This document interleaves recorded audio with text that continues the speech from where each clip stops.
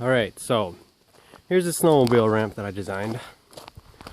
Here's a snowmobile I'm going to try and load onto it. This is my second time ever trying this,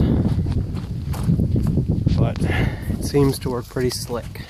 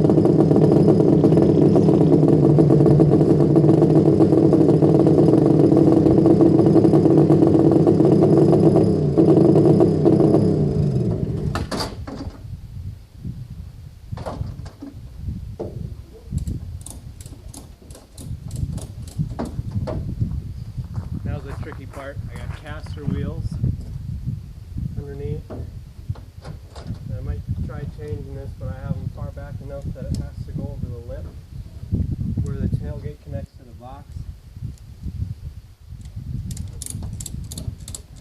So for today, ratchet straps. As I tried last time, way too hard.